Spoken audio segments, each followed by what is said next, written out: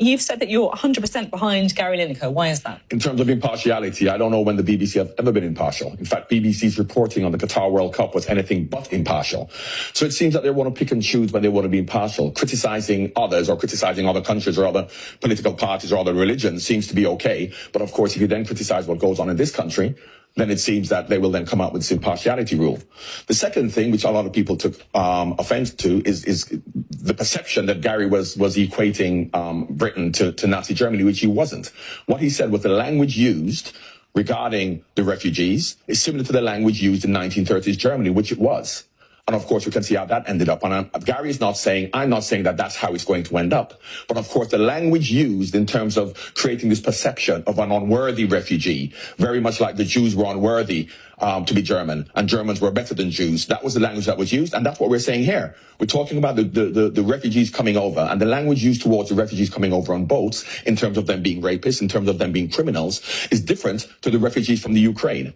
And that is what we have to address. And that is what I want Gary and everybody supporting him to talk about. Us talking about the worthiness of different groups of people, because that's how discrimination starts. Be it men, women towards the men, in terms of the worthiness of a woman towards a man, blacks towards whites, gays towards straight people, and a Syrian refugee coming over on a boat in relation to a Ukrainian refugee coming over. We don't hear language from the Ukrainian refugees situation talking about rapists and murderers, but we hear it about the Iraqis and the Syrians. And that's what I would like Gary and people to talk about. The worthiness of everybody, including the Syrian refugees, in relation to the Ukrainian refugees. Look, you raised some really important points and points that many people are going to have strong views about, right?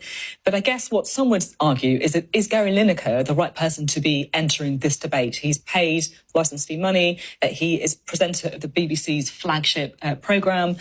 Is it right that this kind of political debate should be entering the world of sport? Would Gary Lineker be the right person to talk about the LGBTQ rights and human rights in Qatar? We can't have it both ways. We accept that. So why can't he talk about it here? So this is the point I'm making about impartiality, and we're saying that stick to sports. But when we want to criticize other countries or other religions, we then say, yes, let the sports people come out and talk about that, but don't criticize what goes on in this country. We can't have it both ways. Interesting. You're talking there about the sort of double standards and what you would see as you can't have it both ways, certainly. We've seen a wave of sports presenters, commentators refusing to appear on the BBC in support of Gary Lineker. Do you think that they're right to do that? Well, of course, if that's what they believe, and they believe in what Gary's talking about. I'm not supporting Gary because I'm Gary's friend or I played with him. I'm supporting him because I believe it's right to do. But as I said, let's not make this, and this should not be about Gary Lineker and the BBC pundits supporting him. This should be about the refugees and them coming over. And that's the conversation that should be had. Now, this is a distraction to, and I suppose the government is quite happy with this, a distraction to the cost of living crisis, a distraction to, the working conditions for the nurses and railway workers and postal workers. So this is probably quite welcome. Because, of course, no one's now talking about real issues, because this really is just a sideshow and it's inconsequential and it's meaningless. But we've had 3 or 4 days and it will continue to run. And I think it's quite a welcome distraction to real issues from the government. How do you see it being resolved? Because you have got the people who are supporting Gary Lineker refusing to, if you like, cross the invisible picket line. You've got the Director General of the BBC apologising.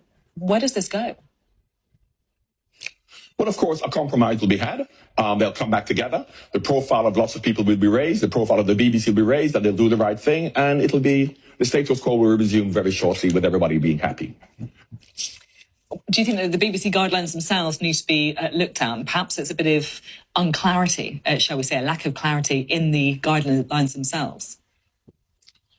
Absolutely, it's very ambiguous. And of course, Gary is also freelance. So as to whether he is fully employed by the BBC, so he's able to say things, and I suppose Gary probably thought, well, if I'm in Qatar talking about human rights abuses, then why can't I talk about what I believe to be right here as well? So I think there's a lot of ambiguity to it. And of course, I'm not a lawyer, but you can pick different things out of contracts and say, yes, you're allowed to, but you're not allowed to. And everybody has an argument. So,